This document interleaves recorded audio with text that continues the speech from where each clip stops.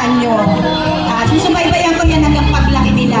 Nakikita ko dapat matatalino sila nakatapos ng pag-aaral.